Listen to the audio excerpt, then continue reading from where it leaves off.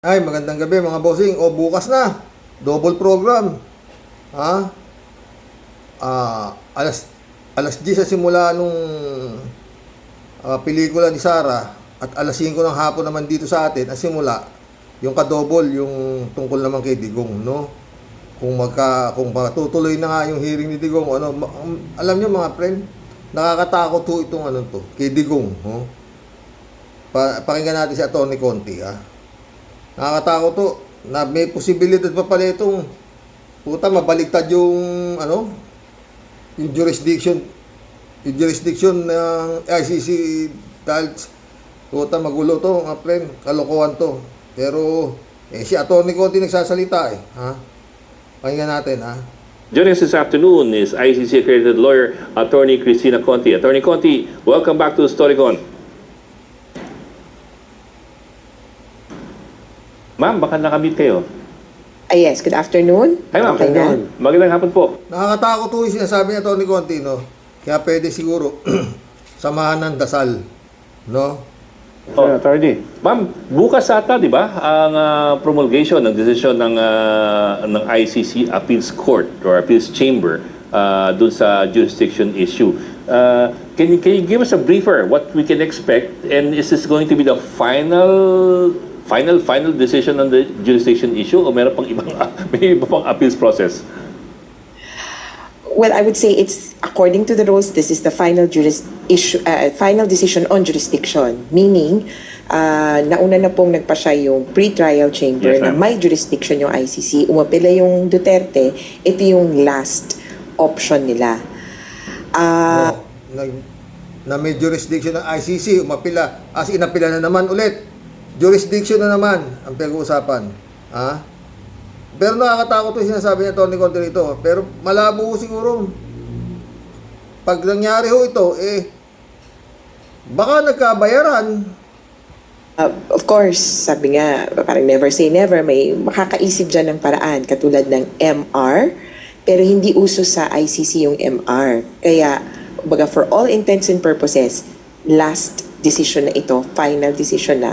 Kaya make or break, parang gano'n ang lalabas. Kasi kung may jurisdiction, edi, sabihin na natin, tuloy lang Tuloy na. yung ginagawang process sa pre-trial chamber. Pero kung wala, burado lahat yon, titigil ang process sa kaso ni Duterte at titigil din yung investigation patungkol sa possibly any other suspects na bubuksan sana ng ICC. So, attorney, iba ito dun sa confirmation hearing. Iba, paano naghihintay din kasi tayo ng decision doon Baka ma-confuse yung mga tao. Iba itong jurisdiction issue. No? Pag next week naman yan. Kaya sabi nga, ang hirap naman ng nakaabang ka 2 linggo. Ang decision po dun sa pinapanood natin nung February. So yung February, sabi ng court, inuusisa ng pre-trial chamber kung ano yung saklaw ng kaso. Count 1, Count 2, Count 3 daw ng crimes against humanity. Count 1, DDS killings. Count 2, high-value targets. Then Count 3, yung mga barangay level na patayan daw. So, ito na yung alam nating tokhang. So sabi ng prosecution, ito yung proposal namin. Kung oo ba, i-confirm ba ng judges yung kaso na propose ng prosecution, next week naman natin maririnig. Pero syempre, may impact doon. Kung bukas, sabihin ng ICC Appeals Chamber, so ito yung parang Supreme Court nila, wala tayong kapangyarihan, it could be in the same decision or in a subsequent decision, ang sasabihin nila, dahil wala tayong kapangyarihan, itigil ang lahat ng proseso patungkol kay Duterte. Binabaliktad namin yung warrant of arrest at dapat palayain siya at wala nang iba pang pag-uusapan or wala nang ibang babanggit pa ng nangyari sa Pilipinas dito sa korteng ito. Pwedeng ganun ang mangyari. Pero attorney, in all probability, Putang. Hanggang doon lang tayo mga friend. Ha? So may posibilidad na yun daw ang mangyari.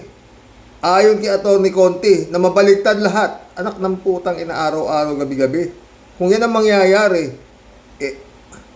ano na yung ICC na yan? Putang na, ang dami ng mga biktima dyan ng mga war on drugs na kuno ni Duterte na nandyan na. Nandyan si Las Cañas, nandyan si Matabato, nandyan pa yata si Garma para tumistigo. Tapos sasabihin itong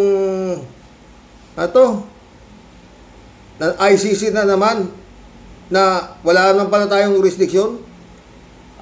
Para sinabi nung yun na raw final kumbaga pinaka-Supreme Court na raw ng ICC yung pinag-apelahan nitong sila Duterte na wala kayong jurisdiction dito. Ngayon kung sasabihin nga raw nun, oo, wala kaming jurisdiction. Ay, wala na. Lalabas na si Duterte, pauuwi na si Duterte. Tangin lang yan. Tapos si Digong, itong sila Bato, wala na investigasyon, tapos na. Bibitawan na nila dahil sabi raw nung parang Supreme Court, ay wala pala tayong jurisdiction dyan, pauwi na. Pwedeng mangyari, sabi niya, di ba? Puta, paano yan? Nagka-leche-leche na pag yan na nangyari. Di ba? Inutil yung ICC. Yun lang masasabi ko dyan. Ang putang inang yan. Anong klaseng korte yan? Pumunta dyan yung mga testigo, Mutabato, katagal-tagal niyan, taon ng pinag-usapan. Ngayon sasabihin niyo wala pala kayo. Sasabihin daw ng pinaka-Supreme Court nila na wala pala tayong jurisdiction dito. Pauwi na yan. Puta, anong klase? Lukuhan?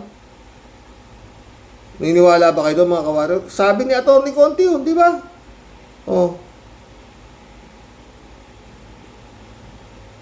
Puta, makanganib pa yung mga buhay ng mga anak ng puta. Yung mga testigo, uuwi na sila lahat. Dahil sinabi na ng Supreme Court daw nila, wala tayong jurisdiction dyan. Babalik ta rin yung naging desisyon. Kasi marami ng apila, itong si Koopman, na deny. Yung interim release, deny. Tapos biglang, yung pinaka-pinal, ang decision wala pala tayo, pauwi niya, mga bobo kayo, mga walang jurisdiction. Putang ina, anong klase naman na to? No? Sabi niya to, ni Conti. Di ba? Ulitin natin. Ng judges yung kaso na proposed ng prosecution, next week naman natin maririnig. Pero syempre, may impact doon.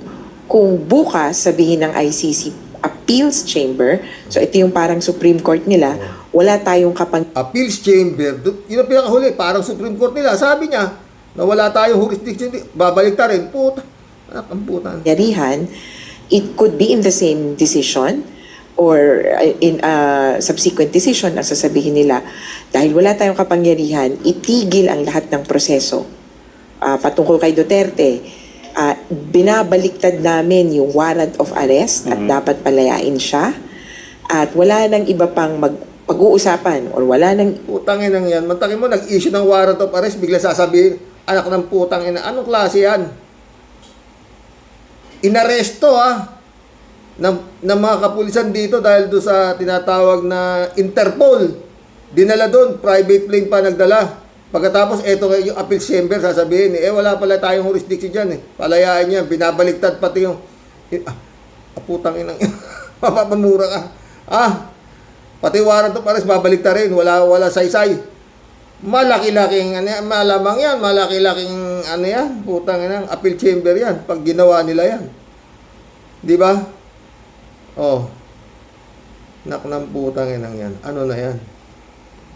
Puta, yung mga testigo, Mutabato, Las Cañas, Garma, nandun na yata. Ano yan? No?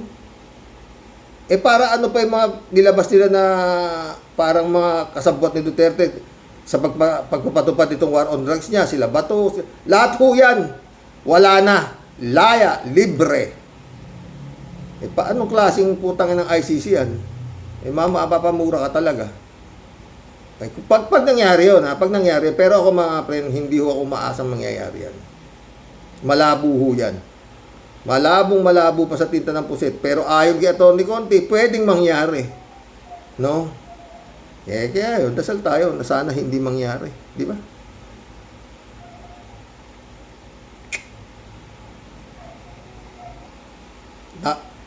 Nakakatakot, di ba mga friend? Yung appeals chamber, pinaka Supreme Court nila, Ay putang ina. Lintik na jurisdiction yan. Noong pa sinabi na may jurisdiction eh, kaya nga nagka-issue kayo ng warrant of arrest, bigla sasabihin ng Supreme Court nyo, walang jurisdiction. Ang ina. Diba? Klaseng kalechehan yan. Ay, si ano, lumabas na ho si Martin Romualdez at nagsalita na. Ito, bago lang ho ito eh. At siya ay didepensahan niya kanya sarili sa mga akusasyon sa kanya. At may payo siya kay Ombudsman Rimulya. Pagyan natin. Magandang araw sa inyong lahat. For a long time, 2 hours ago lang ito, maaga. Oh. I'm ready and willing to respond to every... abogado rin ho kaya ito eh. Tsaka wala ho yata binabasa ito. Yung kanya sinasabi, hindi kagaya ni Sayad na binabasa na nabukutal pa. Eto wala, dire-diretso. Pakinggan natin ha. Pero pasensya ka na Kimo, hindi mo maintindihan to. chose to remain silent. I did so out of respect for the legal process. I did so because I did not want to add more noise to an already divisive issue. I did so because I believed that if I cooperated fully, submitted myself to the proper authorities, and answered every question asked of me, the truth would eventually speak for itself. But there comes a point when silence is no longer prudence. My silence has been abused and weaponized to build a narrative that is false, twisted, and unfair. So let me be clear, I will not keep quiet anymore. I will face this head on, and I will speak with facts because the truth deserves to be heard. Today, I am taking this opportunity to speak directly to the Filipino people. Sa totoo lang mga pre, lahat ng mga politiko na to, pag naaakusahan nyo, siyempre, didepensa sila, wala katotohanan yan. Iisa laman ho, lingwahe nila yan eh. Pagandahan na lang ho ng ebidensya. O, di ba? Wala namang inukusahang umamin eh. Di ba? Lahat yan. O, eto nga si Digong, nakapunta, siya na mismo umaamin na sakay. Inaamin niya na lahat, minumura niya ICC, sisipahin ko kayo dyan. Tapos, ayaw kay Atty. Conti, may posibilidad pa na mabaligtad daw nitong pre-channel chamber na sinasabi para Supreme Court nila. Tuloy, Martin. Start of this controversy, I have been cooperative. I personally appeared before the proper authorities. I voluntarily submitted my affidavit to the ICI. I provided the information and documents asked of me. I did not hide, I did not run. I did not evade scrutiny. I faced it head on within the proper channel because I know there is no evidence that proves I committed plunder, conspiracy to commit plunder, or any... Oh, ganun sana, Sayad. Ang gawin mo bukas. Pumunta ka, Sara. Harapin mo. Oh, di ba? Ganyan si Martin. Oh. similar offense that the Ombudsman may be contemplating against me. And because I have nothing to hide, Mukhang galit siya sa Ombudsman I am today authorizing the immediate public release of the affidavit I submitted, together with all supporting information, so that the Filipino people can judge for themselves who has been transparent and who is simply being politically targeted. Now let us address the most absurd accusation of all, that I am supposedly the mastermind of this corruption scheme. How? Oh, siya ang inaanong mastermind eh. Oh, kaya lumabas na eh. Oh, hindi depensa siya. Hindi ako. Oh, di ba? Ganun lang naman lahat eh. Kaya lang, yun nga, pagandahan na ng paliwanag, di ba? Pakinggan mo natin yung paliwanag niya. Can I be the mastermind? I was the former Speaker of the House of How can I be the mastermind? Sabi niya. I was the former speaker. Oh, di ba? Tuloy. Kimo, di mo naintindihan ito. Representatives, but the House of Representatives is only one part of the branch of government, the legislature. The national budget is not conceived, executed, implemented, bidded out, supervised, and completed by one congressman or even by Congress alone, and certainly not by the Speaker of the House. I want to make this simple and clear. The national budget does not depend on just one person. The budget does not begin in the House. It begins in the executive. The agencies and departments prepare their proposals. The executive consolidates them into the National Expenditure Program, and that program is then submitted to Congress. From there, the House deliberates, but the House is not one person, and it is certainly not the Speaker alone. It is a collegial body made up of hundreds of members, multiple committees, vice chairs, and institutional processes. In fact, there are around 85 committees, each with its own jurisdiction, leadership, and members. No speaker can personally control every committee, much less direct the actions of other branches or government agencies. And in the Appropriations Committee itself, there are already more than 100 members, with many vice chairs, and Representative Toby Tiangco, who has been very vocal and upfront on this issue over the past months, was himself a vice chair of the Appropriations Committee in the previous Congress. Oh, Toby Chanco. Miyembro ka rin pala nitong committee na to. Daldal ka raw ng daldal, sabi ni Martin. So I have to ask, if there were real concerns about irregularities in the budget process, why were these not formally raised during the deliberations or even during the plenary? The budget deliberation does not stop in the House. The Senate also conducts its own deliberations, reviews its own version, and plays its own role in shaping the final budget, and it is not a bystander. It is an active constitutional participant in this process. Ibig sabihin, sinasabi ni Martin, marami siya sinasabi, hindi ako mastermind. Marami siya sinasabi. Bakit paano nangyari, di ba? Pero parang nilalabas niya yung sarili niya, di ba? Sa lintik na napakalaking nakawan talaga nito. Ang ina. After that, the House and the Senate reconciled their versions in the bicameral conference committee. Only then is the final bill transmitted to the President for approval or veto. So let us be honest about what becomes law. The national budget is not the act of one person or one chamber. It is a product of a constitutional chain involving the executive, the House, and the Senate. This is something I want the public to understand. The budget process is collective, multi-layered, and shared. Accountability must apply to everyone involved, not selectively assigned after the fact, and certainly not when it becomes politically useful. If corruption were to occur in a magnitude made known to us over the past months, then it's clear that the real corruption does not happen at the level of the general legislative approval alone. It happens at the level of execution of the General Appropriations Act. It happens when projects are implemented. It happens where projects are actually implemented, where procurement is undertaken, where monetary disbursements are actually made. And it happens when substandard projects are passed off as legitimate or when ghost projects are made to appear real. That is why command responsibility is far more logically relevant in the executive branch, where there is actually supervision, operational control, and implementation on the ground, than in the collegial legislative body, where constitutional role is deliberation and appropriation. Congress does not build flood control projects. Congress does not conduct procurement. Congress does not inspect whether a project was actually completed. Congress does not certify whether the work done was substandard or not. So if the allegation is that there was a systemic corruption in flood control implementation, then the public should ask the obvious question: where does implementation actually happen?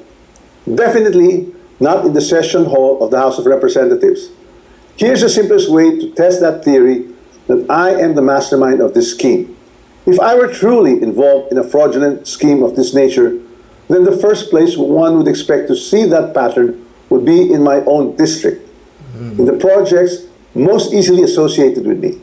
You would have seen it in Tacloban, but I say this with absolute certainty. You won't see it in my district. My district has 0 ghost and 0 substandard flood control projects. 0. Sabi niya kung ako mastermind yan, punta kayo sa kung bayan ko. Tignan niyo, may ghost project doon. Kung may substandard project doon, wala kayong makikita yan. O, di ba? Kaya para sinasabi niya, wala akong alam dyan sa mga, kung anong nangyari dyan sa mga budget niyo dyan. Kung anong ginawa niyo, may mga ghost project kayo dyan. Wala akong kinalaman dyan. Yung inaano niya, mga boss, yung mga substandard na pagkatayo nyo dyan, anong alam ko dyan?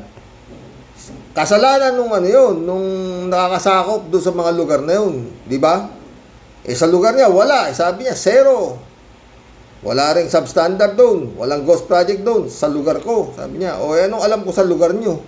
Ganun na sinasabi niya. Kimo, hindi mo naintindihan niya, Kimo. Tuloy. And that is verifiable. To prove this point, I'm authorizing my staff to share and release to the public the list of all the projects in my district that the authorities may deem attributable to me. Let the public scrutinize and verify for themselves. As I already mentioned, corruption of this scale is not a one-man operation. It requires two things: budget decisions and implementation on the ground. With respect to how the budget was deliberated in Congress, let me say this categorically. I was not a part of the BICAM and the small committee budget deliberations. Yes, I was updated on the general outcomes of the deliberations, but I had no visibility with regard to the specific details of the discussions, including particular amendments or insertions approved during these closed-door deliberations. Records would show that I did not participate in those meetings and I was not privy to what exactly transpired during the deliberations. However, two people were instrumental in making those budget decisions: Chis Escudero and Zaldico. And once the budget becomes law, the work of implementing flood control projects, or any project for that matter, is sold Tinuturo niya si Escudero sa Saldico, no, mga friend. Ako, wala akong alam dyan. Yun nga sabi niya, di ba? within the purview of the executive, including the DPWH, certainly not by legislators. I understand the anger of the public. The Filipino people have every right to be angry because stolen public funds are taxes derived from hard-earned money. I'm not asking the public to look away. I'm asking everyone to look where the evidence points, not where it is politically convenient or politically motivated. So I ask the Ombudsman and the public these questions. Yan. Who has been named in sworn testimonies and affidavits? Whose name actually appeared in credible accounts made under oath? If there are sworn accounts pointing to other personalities across the chain, whether Kasi may mga bali-balita na kanina kila Enzo, kila Attorney Enzo na na-freeze yung ano nito tsaka kila Idol Vlogcaster na na-freeze na yung ari-arian nito parang ganun Oo. Ayon sa balita, in budget deliberations or in implementation, then those leads must be pursued with the same seriousness and the same urgency. Accountability cannot be selective. For months, I chose silence because I believe in our legal system and in the rule of law. But my silence is now being exploited with politically engineered and fabricated narratives. What's even more disturbing, and this is something that cannot be ignored, is that there are emerging indications that certain sectors are attempting to weaponize individuals, including Zaldico, to construct a narrative that serves their own interests. So when the legal processes is being used against me as a political demolition job, then I will have no choice but to defend myself. And I will defend myself fully. I will not allow myself to be turned into the scapegoat so that others who are actually accountable can walk away clean. If this is a political play to push me out and close the story, tarnishing my name and my reputation, then I'm telling everyone now, I will not go quietly and I will not go alone. I will not be the fall guy for other people's corruption. I have been in public life long enough. I have seen enough. I have heard enough. hindi raw siya tapayag na siya ang maging Paul guy. Pucha, may banta si Martin mukhang marami raw siyang alam. Sinasabi niya I know many things Oh. about this current administration and past administrations as well. And I have known many things from this administration and from the past administration as well. Marami raw siya. Maraming kanta to.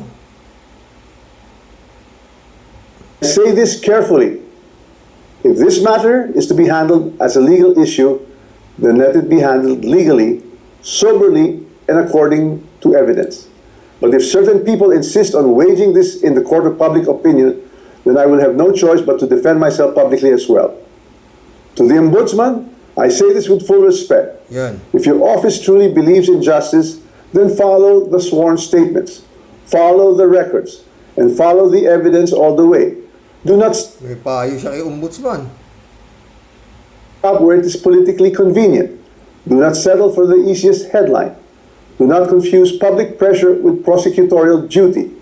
What I ask of the Office of the Ombudsman is simple. Follow the rule of law and due process. This is a serious matter and it should be handled with seriousness, not with haste, theatrics, or shortcuts.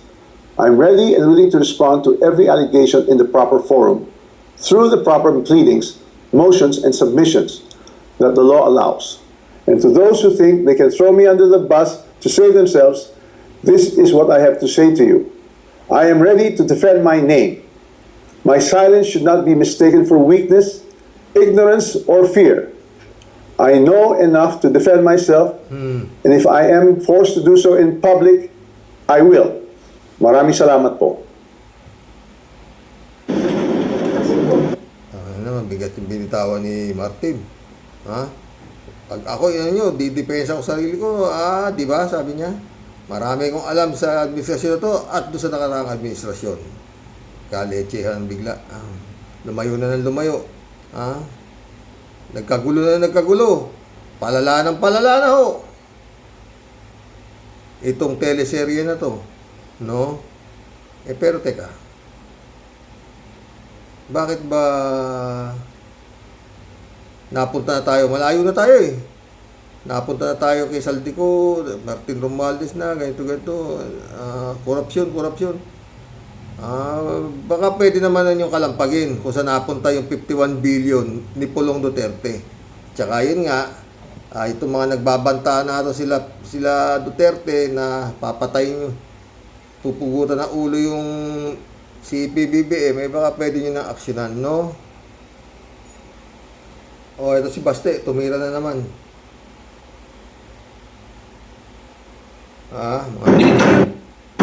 Nilalabanan ko, malaki rin naman.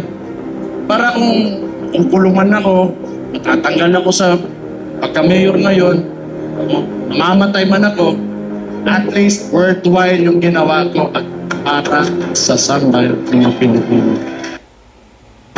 Nilalabanan ko, malaki rin naman. Para kung kulungan ako, matatanggal ako sa pagka-mayor ngayon, mamamatay man ako, at least worthwhile yung ginawa ko at para sa sambayan ng Pilipino. Ewan ko sa'yo, ano ba ginawa mo? Tanga. Ang pagsasabi nito, matanggal na niya ito eh. Mamatay man ako, matanggal naman ako sa pagka-mayor, at least worth it yung ginawa ko para sa sambayan ng Pilipino. Ano kaya ginawa na itong gago na ito? Ay naku, magkulam na tayo, sakit sa ulo. Mahaba-haba ho yan. Oo, di ba? Pumalag na si Romualdez eh.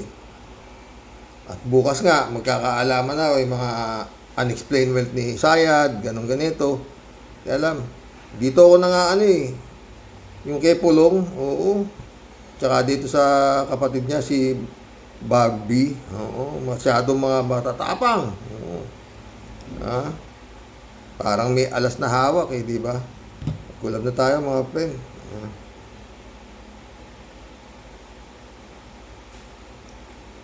David Alin Mendoza, shout out.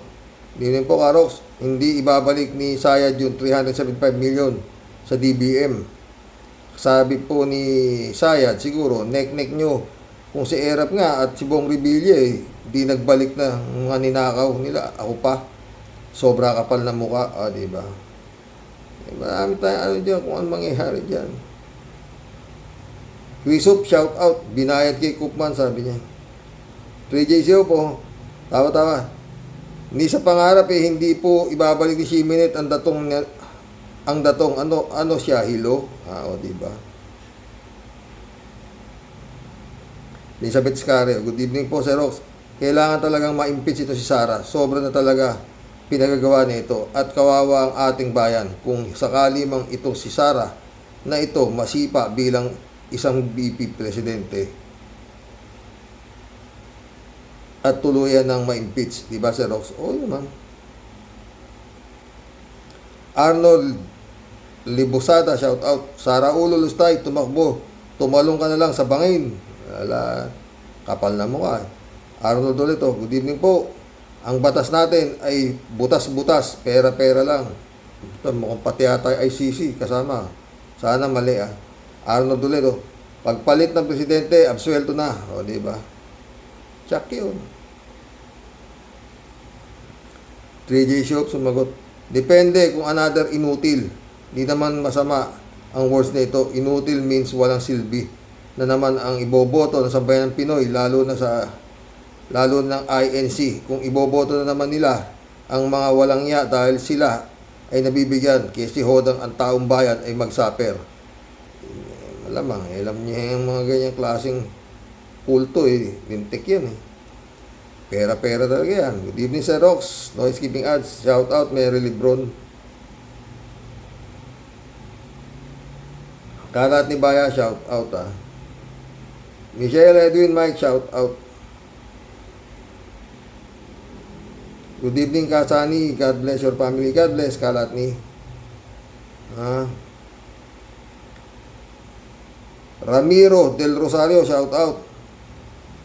Mga hawk na Duterte. Siguro mga hayop to.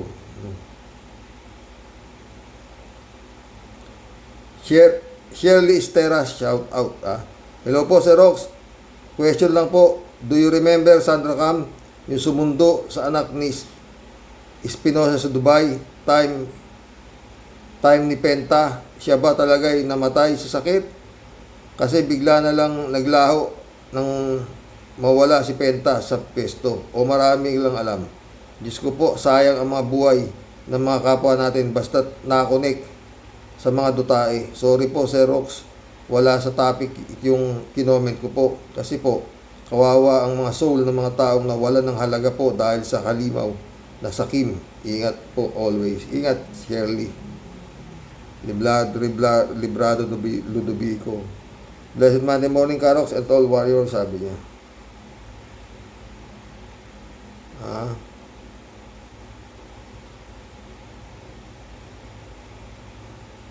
Rodelia Alpiloro. Grabe na siya talaga, sir. Talagang mapapaputang ina ng mga tatay nila. Grabe sila, Diyos me. Anong klaseng nila lang mga pamilya ni Digong nyo.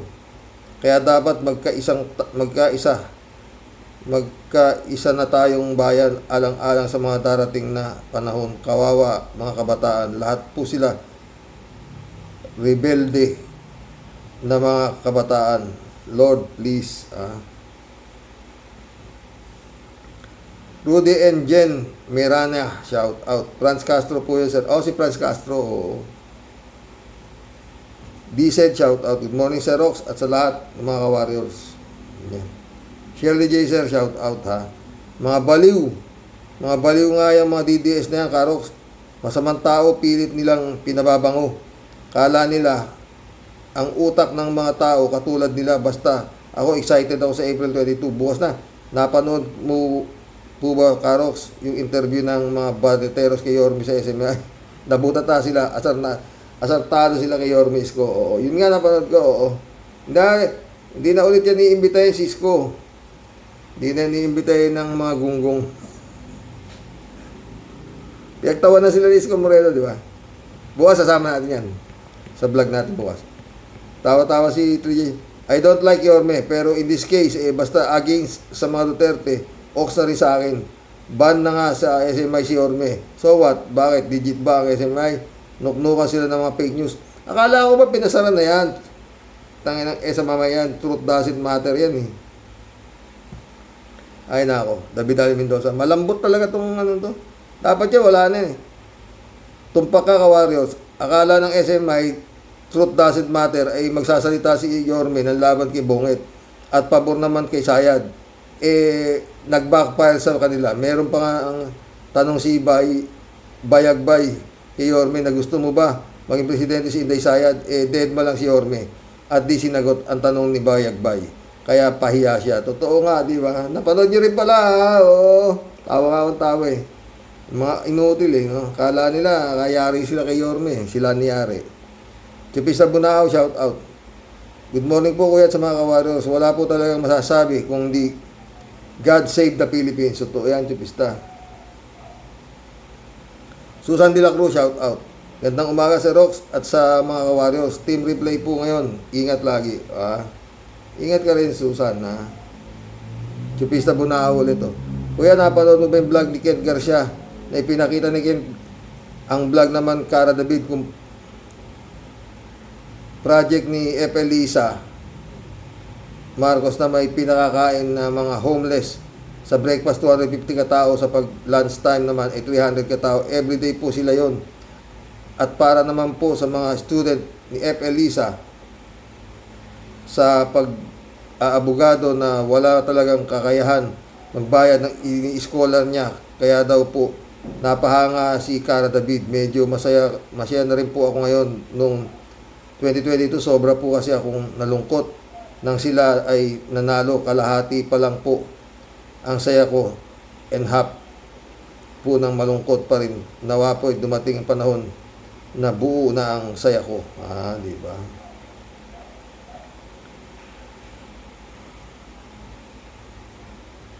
DJ Shop, sumagot to. Sana nga yung ganyang gesture ni First Lady Lisa, dapat may camera. Aba, di lang dapat si Shiminit ang magpapakamera para bumango ang pangalan. Dapat pinapakita ito ni F.L. Lisa para malaman ng taong bayan. Alam mo, DJ Shop, kung minsan yung kaputihan, tao na nagsasalita dyan, di ba? David Alvin Mendoza sumagot, yun po talaga dapat ang papel ng First Lady, ang magkawang gawa sa mga mamamayan. Camera shy po kasi si F.L. Lisa Araneta Marcos, kaya di niya ipinangangalandakan ang mga kawang gawa niya. Di tulad ni Shiminit Sayad na puro photo ops, kulang na lang pati pagpunta niya sa loob ng Casillas ay ipakita din. Tama yan. Totoo yan, oo. Bukas maganda yung vlog ko, bukas. Papakita ko yung mga pinagagawa niya si Sayad. Putang ina niya, sa abnormal ang putang ina.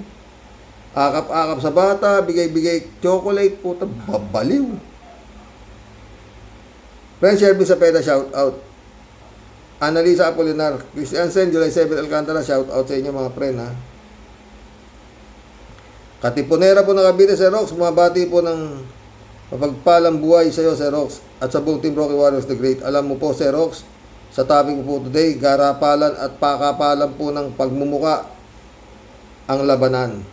Isipin mo naman po, Sir Rox, kung hindi po garapalan at pakapalan po ng pagmumuka at brasuhan na po talaga ang nangyayari.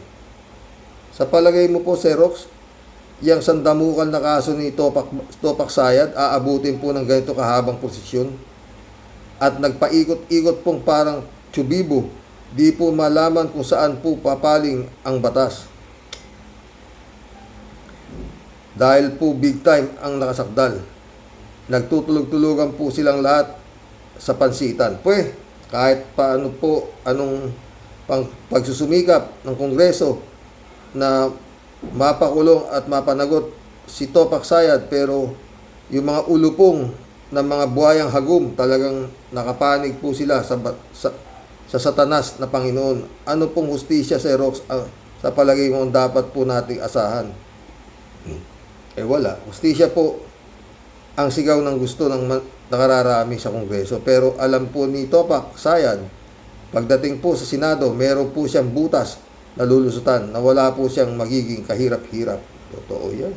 Kaya nga dapat taong bayan ang gumalaw dyan. Pinagmukha lang po niyang mga tanga ang mga nasa Kongreso na puro nasa matitinong pag-iisip at matatalino kumpara sa Senador. Puro po mga baliktad ang sikmura at puro mga kampon po ng Satanas. Kaya magkakaalaman po talaga sa Rox sa araw ng paghukom kay Kulabang Ingkong at kay Sayad Topak, kung mananaig po talaga ang sinisigaw na amin pong mga John Lloyd ng Cavite, mag-iinit po talaga tag-init. At sigurado daw pong babali sausawin. Pero ang init sa tag-init, tuluyan na pong parang yelo na sa lamig dahil sa amin pong mga pogi. Walang alam kung di mambuisit. Good day, Tol. Bukas maganda yung hearing. Oo nga, Tol. 3J Show po. Sir Rox, lahat excited sa April 22, double whammy. Pag nagkataon, sana nga matuloy ang trial. ang kaso ni Gong Di ay si Ximenet naman mabokya sa Congress. Hindi naman kasi pwedeng araw-araw piyesta para sa mga Duterte. Mabubutata at mabubutata sila one way or another. Sana nga ha. TJ Show ulit to. Si Rox, nasabi kong pasabog ni Sentry sa Congress April 2022 kasi yung mga resibo niya hindi pa natin nakikita kahit alam na natin ang mga bank account ni Ximenet na puro paldo dahil sa kupit. Pero tiyak na meron pang mga pasabog si Sentry. Yung salin daw di masyadong mabigat na evidence, pero dito natin makikita kung paano lumago ang datong ni Ximenet. Di ba tulad ni Harry Roque, biglang lumobo ang kayamanan niya. Kesyo, nagbenta raw siya ng ari-arian ng kanyang lola at jackpot daw siya sa bentahan, pero nang hingin ang resibo ng Congress biglang nag-disappear sa Pinas at nandun na sa Europa. Ha? Mga abnormal talaga yung mga hayop na yan, mga kampon yan 3J Show pala ito. Sir Rox, tawang-tawa ako dito kay Ximenet tungkol sa paano ang gagawin para mapataas ang reading comprehension ng mga batang nasa high school elementary. Ang sagot, give me 100 billion. Tayo gago, no? At tapos na yung pinangangawa nyo. Ang matinong Secretary of Education, kung meron man dapat na sagot, at least ganito. Itaas natin ang reading comprehension by 1. Provide more educational books. 2. Provide healthy meal for their student. Mag-hire ng mga assistant teacher para matutukan ang mga mahihinang magbasa, umintindi sa binabasa. 4. Magkaroon ng after-school program para maka-attend ang mga estudyante na libre ang lahat ng materials. 5. Dami Saka ipasok sa eskwela ang budget. Hihingi agad ng budget ang bruha ni hindi man lang pinaalam kung meron bang siyang feasible program na nakahanda sa ipaliliwanag sa Congress. Hindi, sabi niya naman, if you give us 100 billion, kami dito, magkakasama kami dito, tatapusin namin lahat kayo. Ay! Ganun dapat, may handa ka ng project sa paglalaanan ng budget na hinihingi mo. Di yung hihingi ka ng 100 billion. Ni isang project, wala ka man lang maipresenta. Baliw.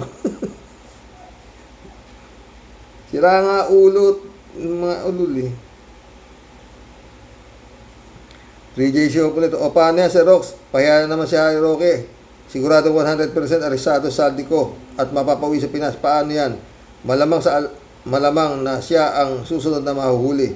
Ay, si Lord talaga ang gumagawa ng paraan para sa ating mga mamayang Pilipino. Oo talaga. Marilo Castro, shout out naka. Good day po tayo sa mga ka-warriors. Masyadong naabuso ng mga ganid sa kapangyarihan ng ating budget na para sana sa ikaulan ng bayan ng mga Pilipino. Magwakas na sana ang mga ganitong klase ng lingkod bayan. Sana nga anak Shout out Dolor Garcia, friend Amy Bingson. Emans Kalanak, shout out. Eddie Luna, my friend. Hanggang bukas mo muli. Mission accomplished tayo, ha? Grabe, no? Lalaban na si Martin Romualdez. Marami siyang alam. Sinasabi niya, di ba? Marami akong alam. Sa ngayon at saka nung nakalipas sa administrasyon. Ewan natin, magulo yan. Basta ang masasabi ko, nasa si Saldi ko, si Bantag. Si Bantag, si Bato, si Bato,